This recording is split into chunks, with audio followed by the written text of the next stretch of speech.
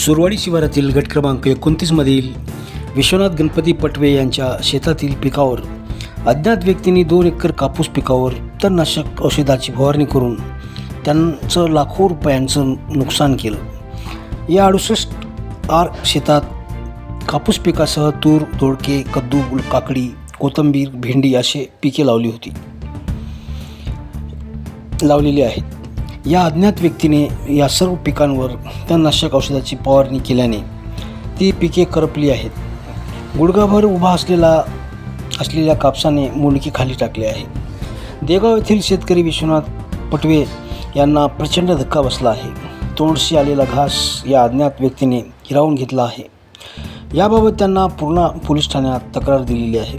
तक्रारीची दखल घेत जमादार यशवंत राठोड यांनी थेट भेट देत पाहणी केली, तर तालुका कृषी अधिकारी, तहसीलदार, जिल्हाधिकारी, SDM यांनाही निवेदने सादर करण्यात आली। या नुकसानग्रस्त शेतीची पाहणी करण्यासाठी पोलीस पाटील विनायक स्वामी, देगावचे सरपंच रत्नाकर सूर्यवंशी, निवृत्ती बोबडे, रावसाहेब थोरात, मन्मथ वसंतराव वळसे, रुस्तुम दत्तराव पटवे, सुरेश बोबडे, अंकुश प्रभाकर इंगोले, ओमकार सुग्रव पटवे, दीपक बोबडे, कैलास बोबडे, प्रभाकर काळे, चांदा प्रल्हाद बोबडे, बळीराम प्रल्हाद बोबडे यांनी उपस्थिती लावली होती। शेतकऱ्याला न्याय नाही मिळाल्यास ते कोणतेही निर्णय घेऊ शकतात असे बोलताना त्यांनी सांगितले। काय म्हणाले शेतकरी पाहूया।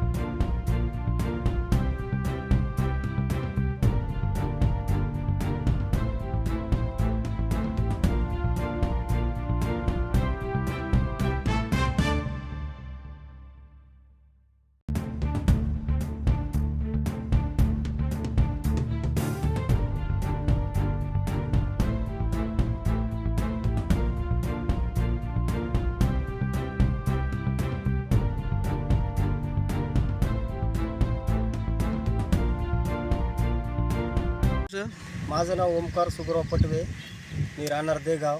माझं शेत आहे सुरवाडी शिवारामध्ये 29 गट नंबर आहे आणि माझी 7-12 इतकीच आहे, 68 आरच आहे। मी त्याच्यात भरपूर पिकं घेतले होते। आता अज्ञानी व्यक्तीने माझ्या कापसावर, तुरीवर, सोयाबीनच्या कोथिंबीरवर, कद्दूच्या, दोडक्याच्या यालावर सुद्धा फवारणी केलेली आहे। मी आता काय करू साहेब? लाखो रुपयाचं नुकसान झालेलं आहे आणि हजारो रुपये खर्च असा मला आलेला आहे फवारणी ते। शासनानं मला आर्थिक मदत द्यावी अशी माझी इच्छा आहे, माझ्या कुटुंबाची सुद्धा इच्छा आहे।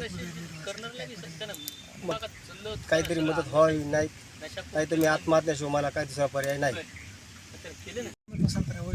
देगावच आहे। बरं, हे जे आता तुम्ही प्लॉट बघितला की काय वाटते तुम्हाला याच्यात? प्लॉट पाहून असं वाटतं की याच्यावर काहीतरी तणनाशक समजा अज्ञात व्यक्तीने कोणातरी याच्यावर जाणीवपूर्वक प्रयोग केलेला आहे। ही जाणून बुजून समजा नुकसान करण्यासाठी। त्या शेतकऱ्याला समजा एवढीच जमीन आहे, काय करावं पुन्हा? त्या जमिनीमध्ये आता पिकच नाही निघालं, त्याचा एवढा खर्च झालेला आहे। मुलाचं शिक्षण, हे सर्व शेतीचा खर्च, घराचा खर्च कशाने दाखवायचा?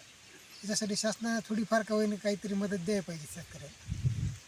निवृत्ती रावसाहेब बोबडे। बरं, कुठले आहे तुम्ही? माटेगाव। बरं, हे जे प्रकार घडलेला आहे का घडून आणला असं काय वाटते तुम्हाला?